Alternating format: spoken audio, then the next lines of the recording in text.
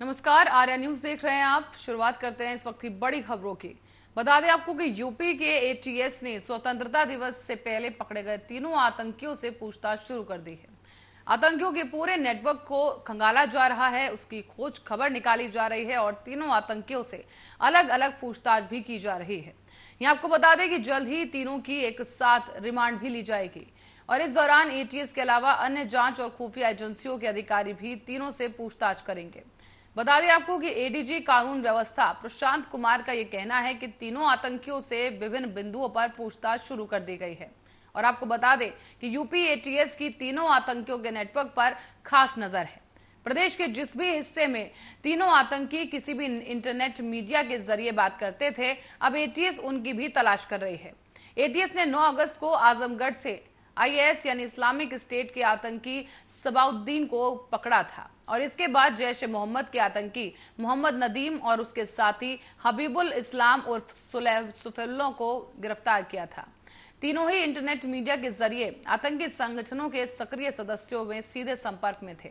तीनों आतंकियों को अलग अलग टास्क दिए गए थे और जैश ए मोहम्मद के आतंकी मोहम्मद नदीम को भाजपा के पूर्व प्रवक्ता नुपुर शर्मा की हत्या का टास्क दिया गया था।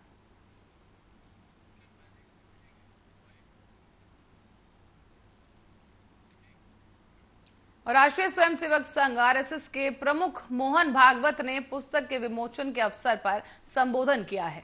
यहां उन्होंने भारतीय परिवार व्यवस्था की सराहना करते हुए कहा कि महिलाओं का सम्मान और सशक्तिकरण घर से शुरू होना चाहिए और उनके समाज में उनका उचित स्थान उन्हें मिलना चाहिए।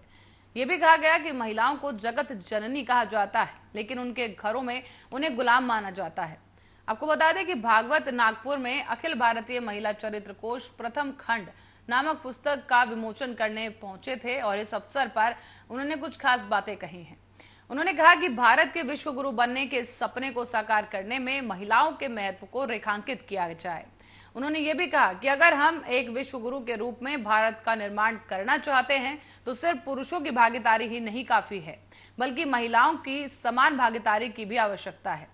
भागवत ने कहा है कि ये सोचने का समय है कि महिलाओं को उनके घरों में उनका सही स्थान दिया जा रहा है या नहीं।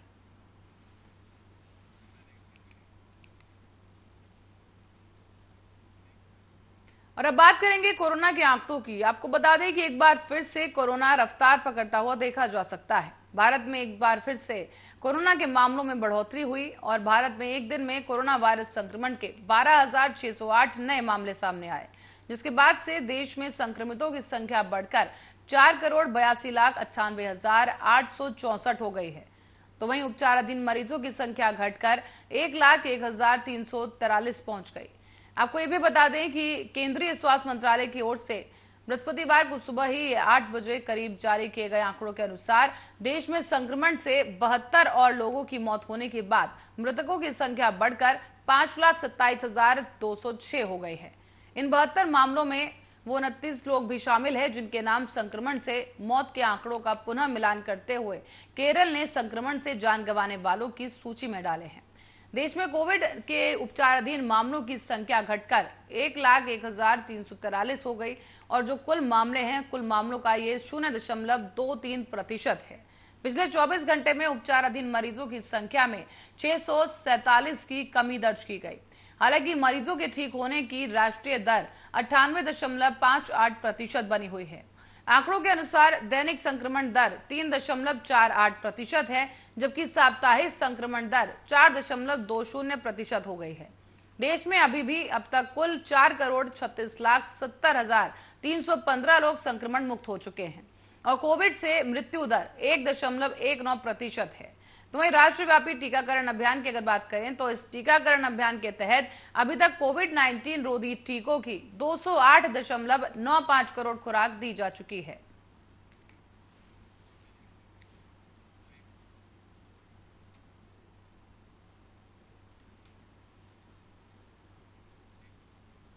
और आपको बता दें कि दिल्ली के उच्च न्यायालय ने कहा है कि किसी को भी एलोपैथी के खिलाफ गुमराह नहीं किया जाना चाहिए।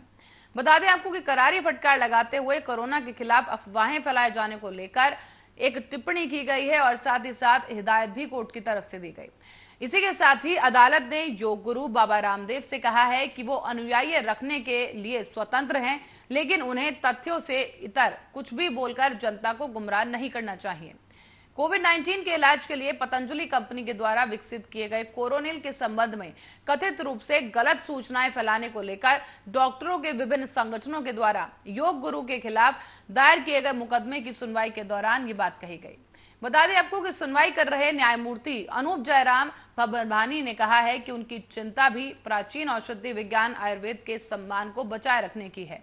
न्यायमूर्ति ने कहा कि शुरुआत से ही मेरी सिर्फ एक ही चिंता है, आप अनुयायी रखने को स्वतंत्र हैं, लेकिन आप अपने शिष्य रखने को भी स्वतंत्र हैं। आप ऐसे लोगों को भी साथ रखने को स्वतंत्र हैं जो सभी आपकी बातें सुने, लेकिन कृपया तथ्यों से इतर बात करें कि सामान्य जनता को भ्रमित ना करें। गौरतलब है कि पिछले साल विभिन्न संगठनों ने उच्च न्यायालय में मुकदमा दायर करके बाबा रामदेव पर आरोप लगाया था कि वो जनता को गुमराह कर रहे हैं कि कोरोना वायरस संक्रमण से होने वाली ज्यादातर मौतों के लिए एलोपैथी जिम्मेदार है, और दावा कर रहे हैं कि कोरोनिल से कोविड-19 का इलाज किया जा सकता है।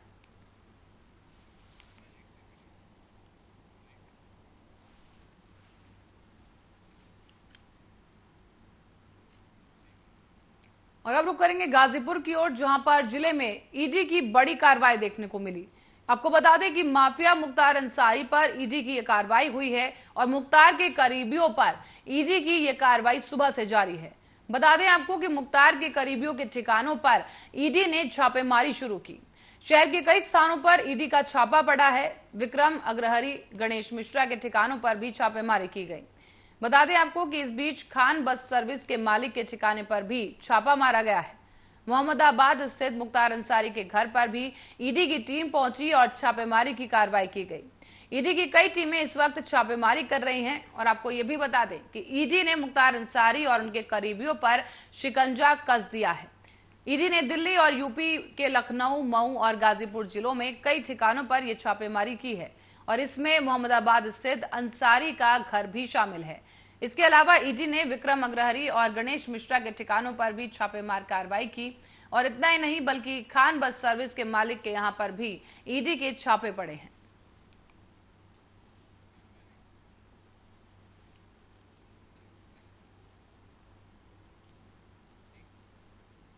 तो वहीं बरेली में खबर सामने आई है, जहां पर बौखलाए टीचर्स ने फोन पर धमकी देना शुरू किया। बता दें आपको कि शिक्षिका की तरफ से कहा गया है कि तुम एक बार स्कूल तो आओ, फिर तुम्हें देखते हैं। शिक्षक देने वाली शिक्षिकाओं का यह हाल है तो अब किसी से क्या उम्मीद की जाए।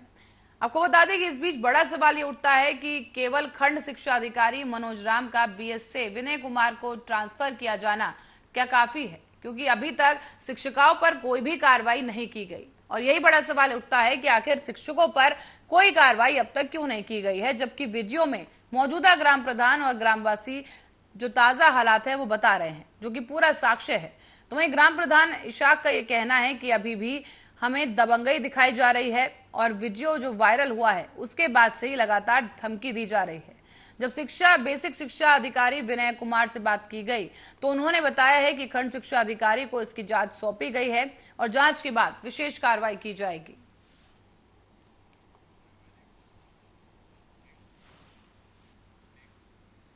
मामला अब जनपद प्रतापगढ़ का है, जहां प्रतापगढ़ के सांगीपुर थाना क्षेत्र के ग्राम सभा बरेंद्र का मामला है। यहां पर एक पीड़ित व्यक्ति सीओ लालगंज को तहरीर देकर आरोप लगा रहा है कि कुछ लोगों के द्वारा उसके घर पहुंचकर उसके और उसके परिवारजनों के साथ गाली गलौज की गई, और जब इस बात पर उस शख्स ने आपत्ति जताई तो कई संख्या में जो दबंग वहां मौजूद थे उन्होंने घर में रखा हुआ सोने और चांदी के जेवरात को वहां से चोरी किया और कुछ नकदी लेकर भी परिवार को जान से मारने की धमकी देते हुए घर से बाहर निकल गए।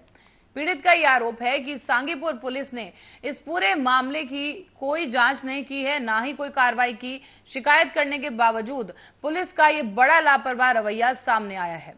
अब न्याय की आस में दर-दर भटक रहे इस शख्स का वीडियो सोशल मीडिया पर वायरल हुआ है। अधिकारियों की चौखट तक चक्कर लगाने को ये व्यक्ति मजबूर है, और बड़ा सवाल ये कि आखिर जब संबंधित अधिकारी पीड़ित के साथ हुई वारदात का संज्ञान नहीं लेंगे तो जनपद में कैसे आपराधिक घटनाओं पर लगाम लग पाएगी। 27 जुलाई को 3:30 बजे के आसपास बारिश के टाइम पे जब बारिश रुक गई तो 15 लोग जो विपक्षी हैं वो लोग दबंग की तरह आए और उन्होंने 15-20 लोगों को इकट्ठा कर लिया था और एडिशनल वो लोग कुछ उसमें कानून को बताते हैं, कुछ लेखपाल बताते हैं, कुछ अपने आप को एडवोकेट बताते हैं और ये लोग दबंगों की तरह ज़बरदस्ती हमसे हमारे घर में घुसकर लूटपाट करके तोड़फोड़ करके सारा कुछ लेके चले गए। क्या कुछ लिया गया? वो जो लोग आए थे क्या कुछ ले गए आपके यहाँ से? 25,000 नगद रखा था घर में और 2.5-3 लाख रुपए के जेवर जो माँ के और पुरानी चांदी वगैरह के थे सोने के। मामले को लेकर आपने कहीं पर तहरीर दिया? हमने हर जगह तहरीर दी है, एसपी, डीएम, और उसी दिन हम 3:30 बजे के बाद 4 के आसपास हम एसडीएम से भी। बुलेटिन में आगे बढ़ेंगे, रुक करेंगे रायबरेली का, जहां पर एक वृद्ध की बाइक से टक्कर लगने के बाद मौत हो गई है। मामला है बछरवा थाना इलाके का। यहां पर रामपुर निवासी विपिन मिश्रा आगामी 24 तारीख को तीर्थ यात्रा पर जाने वाले थे। तीर्थ यात्रा के दौरान पैदल चलने में परेशानी ना हो इसलिए वो हर रोज टहलने निकलते थे और इस बीच देर शाम को जब वो अपने एक साथी के साथ टहलने निकले तो सड़क पर टहलने के दौरान कुछ ही दूर जब वो चले, इस बीच पीछे से आई एक तेज रफ्तार बाइक ने वृद्ध को टक्कर मार दी। टक्कर लगने की वजह से विपिन सड़क पर गिर पड़े और उनकी मौत हो गई है। परिजन उन्हें लेकर सीएचसी भागे, जहां डॉक्टरों ने उन्हें मृत घोषित कर दिया। उधर बाइक सवार युवक भी गंभीर तौर पर जख्मी हुआ है। युवक को जिला अस्पताल में भर्ती करा दिया गया है और अब इस मामले की जांच की जा रही है। बछरावा सीएचसी से रेफर किया गया था। ये एक्सीडेंटल केस है। बाकी उसके सर एग्जामिन करने सर में चोट लगा है, चेहरे पे चोटें आई हैं। बाकी उसको फर्स्ट एड करके ट्रीटमेंट करने के बाद उसको भर्ती कर दिया गया, ट्रीटमेंट चालू है उसका। इसको एक्सीडेंट में। और जहां एक तरफ उत्तर प्रदेश सरकार कर्मचारियों को कार्य करने के लिए प्रेरित कर रही है, तो वहीं जगतपुर उपखंड में तैनात बाबू की जो तस्वीर सामने आई है वो तमाम सवाल खड़े कर रही है। आपको बता दें कि यहां पर बाबू का सोते हुए वीडियो वायरल हो रहा है। आप देख सकते हैं ये वीडियो आपकी स्क्रीन पर। यहां पर ऑफिस के अंदर बैठा ये अधिकारी आराम फरमा रहा है और कुर्सी पर बैठा ये अधिकारी सो रहा है, जिस दौरान इसका वीडियो शूट किया गया और उसे पोस्ट कर दिया गया है। और अब तेजी के साथ ये वीडियो वायरल हो रहा है, जो सरकार की मंशा पर पानी फेरता नजर आ रहा है। जगतपुर उपखंड में तैनात बाबू संजय भारती का ये वीडियो है, जो कि सोशल मीडिया पर अब वायरल हुआ है। बता दें कि इसमें ये बाबू अपनी कुर्सी पर सोते हुए नजर आ रहे हैं और किसी ने उनका ये वीडियो बनाकर इसे वायरल कर दिया। जब उपखंड अधिकारी वरुण कुमार से बात की गई तो उन्होंने बताया है कि सोते हुए बाबू का वीडियो जो सामने आया है उसकी जांच करवाई जाएगी और विभागीय कार्रवाई भी सुनिश्चित होगी।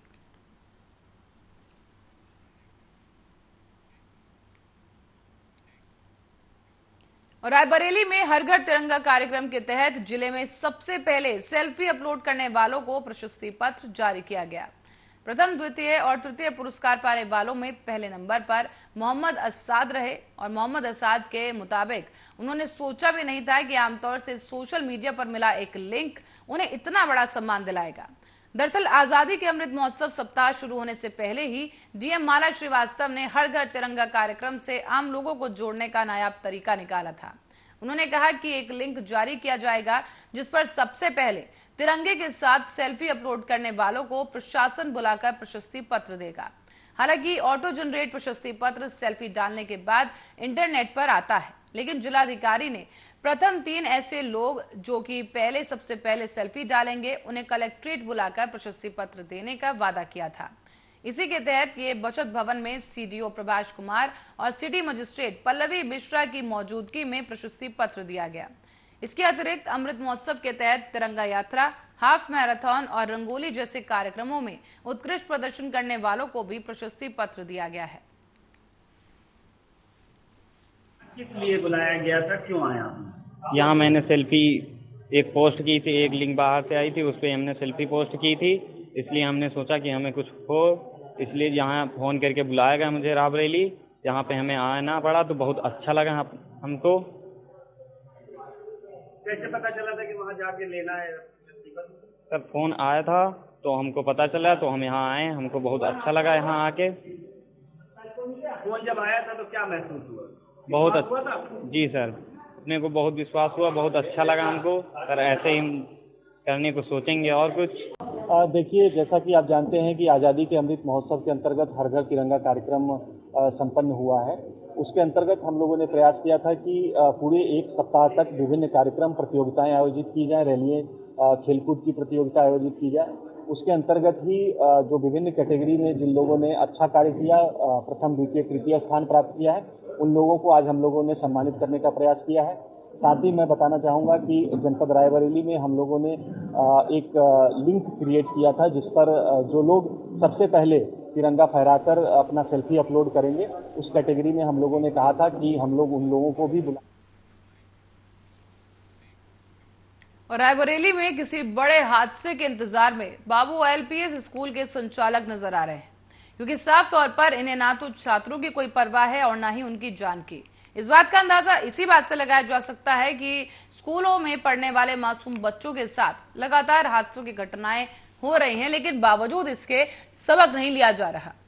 वाहनों में ठूस ठूस कर बच्चों को भरा जा रहा है। अभिभावकों से विद्यालय आने जाने के लिए मनमाना शुल्क वसूल करता है, लेकिन बावजूद इसके मासूम बच्चों को वाहनों में बैठने के लिए सीट भी नहीं है। आप देख सकते हैं कि यहाँ पर किस तरीके से इस वाहन में बच्चों को ठूस कर भरा हुआ है। दरअसल हरचंदपुर कस्बे में स्थित बाबू आईपीएस स्कूल के मासूम बच्चों का ये वीडियो है, जहां ये बच्चे मैजिक में तय सीमा से ज्यादा बच्चों को बिठाया गया। ये वीडियो सोशल मीडिया पर भी वायरल हो रहा है और वीडियो में ये देखा जा सकता है कि मासूम बच्चों को मैजिक वाहन में बैठाने का जो काम है वो किया जा रहा है, जहां पर सीट तक बच्चों को नहीं मिल पा रही और बच्चों के अभिभावकों से पूरा शुल्क वसूल किया जाता है। विद्यालय प्रबंधन की यहाँ बड़ी लापरवाही दिखी है कि मासूम बच्चे इस भीषण गर्मी में खड़े होकर स्कूल जाने के लिए मजबूर हैं।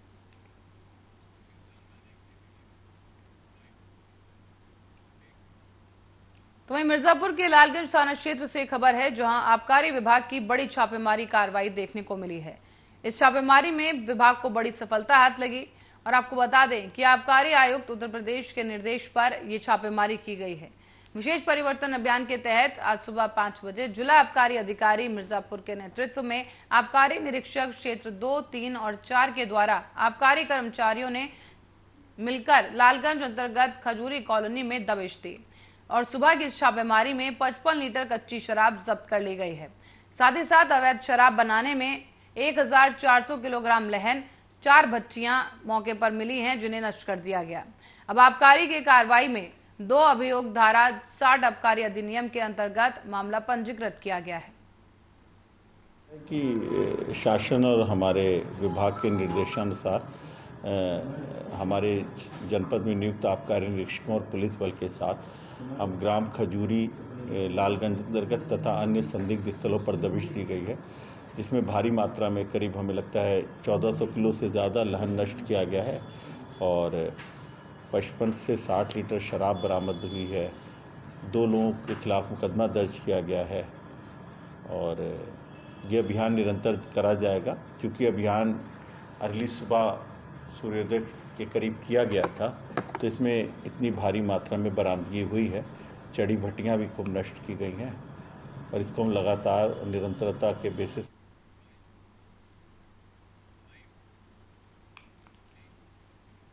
और इसी खबर के साथ ही बुलेटिन में फिलहाल के लिए इतना ही। खबरों का सिलसिला जारी है, आप देखते रहिए आर्या न्यूज।